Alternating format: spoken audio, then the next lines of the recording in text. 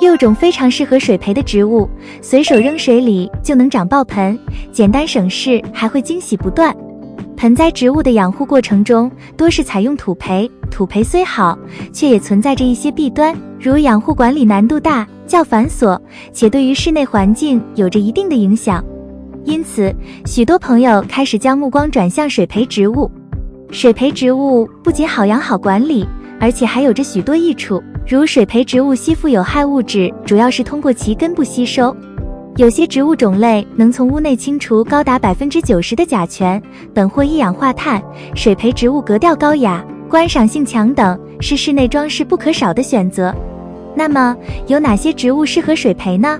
大家好，这里是花花世界的频道，花花干啥啥不行，养多肉第2名。今天为大家介绍6种易养活的水培植物，有些是常见的，而有些会让你觉得很意外。快来一起看看你家有没有。1. 常春藤。常春藤对环境的适应性很强，性喜温暖湿润和半阴的环境，较耐寒，最忌高温干燥环境，较耐阴，也能在充足的阳光下生长，但忌强烈的阳光暴晒。根据常春藤的生长习性来看，常春藤非常适合水培。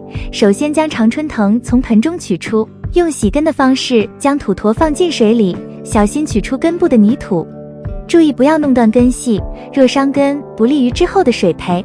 植株处理好后，将植株放进水培容器中，摆正位置，水没过根部的2/3即可。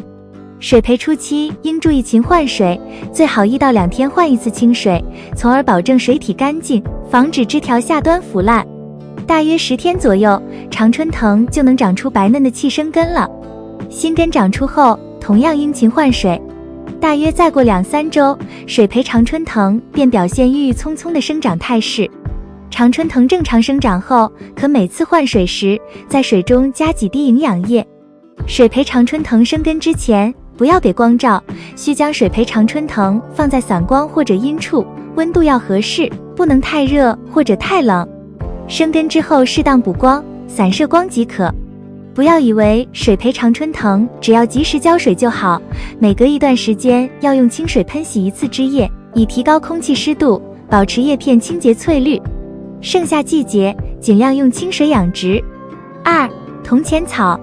铜钱草对水培水质的要求并不高，只要不发臭生虫，用普通的自来水都可以直接水培。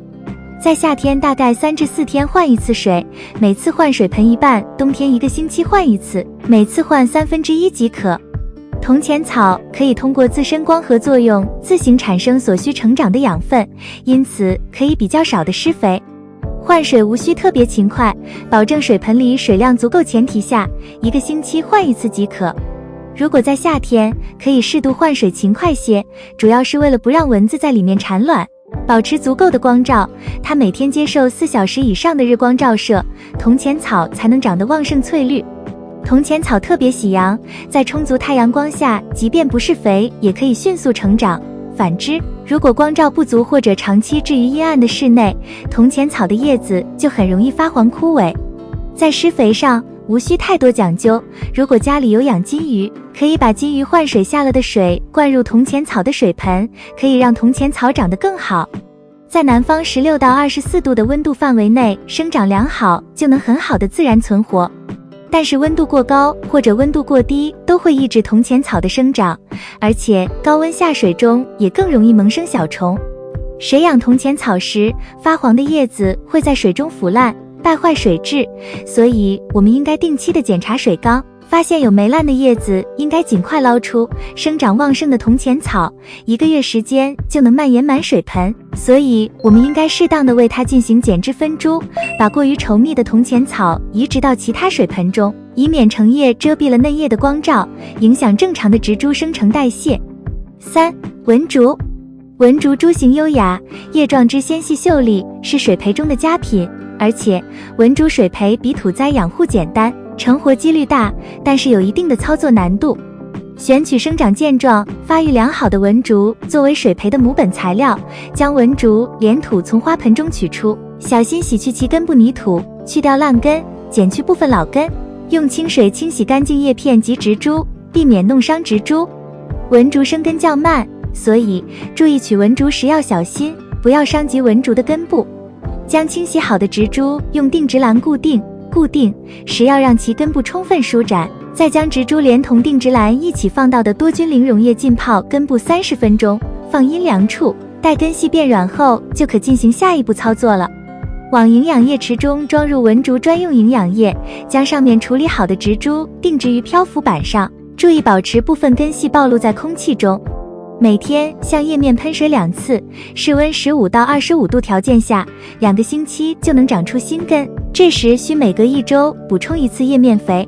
3到4星期后，文竹根系已新生很多，这时我们就可上瓶静止水培了，最好使用陶粒加以固定。4. 吊兰。说起适合水培的植物，自然是少不了吊兰了。水培植物容器种类繁多，根据材质划分有泥炭、瓷器、玻璃、塑料等，根据透光性可以分为透光、不透光及半透光等。吊兰的根系可以观赏，所以选用透明的玻璃容器。水培吊兰需要处理从土壤中挖出的植株，用水洗根上泥土，然后剪去老烂的根、留须根，清理并叶，最好用清水洗干净叶面的灰尘和泥土，保持叶的完整。把处理好的吊兰插入瓶中，用玻璃球或石子等材料固定，要保证植株能够直立在玻璃容器中，保证移动和风吹时能够保持直立，保持根系的完整性。水培吊兰不需要浇水，但是一定要经常换水，尤其到了夏季，需要通过换水给植株降温。通常3至4天换一次，中午时向植株周围多洒些水，保证空气湿润。水培吊兰大多是泡在营养液中，需肥较少，但仍然需要。每换一次水，可以向水里撒几粒氮肥，最好是颗粒状。水培吊兰每7天左右加水和更换营养液，可以是市面上常见的水培营养液，也可以是专用营养液，注意及时更换，保持水体清洁，必要时在更换营养液的时候清洗吊兰根部。5. 君子兰。对君子兰进行水培，首先要选择好容器。一般来说，以透明的玻璃容器为好，如果养一株幼苗，只需要一个玻璃罐头瓶就行了。如果要大量水栽，可用细铁丝编制一个孔径为1厘米的金属网，再制作个比金属网稍小的玻璃水培箱，或用金鱼缸代替也可以。然后将金属网盖在水培箱上，将君子兰苗通过网眼分别插入营养液中，花根在培养液中的深度以不超过根部的钾磷晶为限。水培君子兰不能直接取用自来水，必须用困过的水。所谓困水，就是把自来水放在容器中，在阳光下晒上3到5天，使对君子兰根部有害的漂白粉等氯化物沉淀。困过的水，从外表上看，沉淀物由条状变成团状水的颜色以绿为佳。困好水后，淹没根部位置一定不能淹没钾磷晶。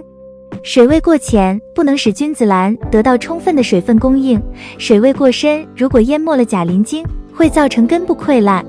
在养殖程中，要注意多观察水质的变化，发现根部有些发黄或变黑，说明水中既缺氧又少肥，必须立即换水。6. 铁线蕨。铁线蕨喜湿润的环境，生长适宜温度白天21到25度，夜间12到15度。温度5度以上，叶片仍能保持鲜绿，但低于5度时，叶片则会出现冻害，喜明亮的散射光，怕太阳直晒，是常见的水培植物之一。先将铁线蕨根部洗干净，用高锰酸钾进行消毒，然后找来容器加清水，配上比例合适的营养液，或者将它用东西固定在容器口或水面上。铁线蕨一种在珊瑚石上，粘住就行，再把珊瑚石放在水中。在水培的时候要注意，珊瑚石要用水泡去盐分水，不要淹去铁线蕨的头部。为了让石头长青苔，不能长期放在室内。水培铁线蕨要使用观叶植物营养液。在入秋后，随着气温的下降，铁线蕨进入生长缓慢阶段，老叶会逐渐变黄，这时要把它们剪去。以上就是今天介绍的6种适合水培的植物，当然适合水培的植物还有很多，也欢迎各位网友在评论区分享。有任何养护问题，可以随时在评论区留言。感谢观看，我们下期再见。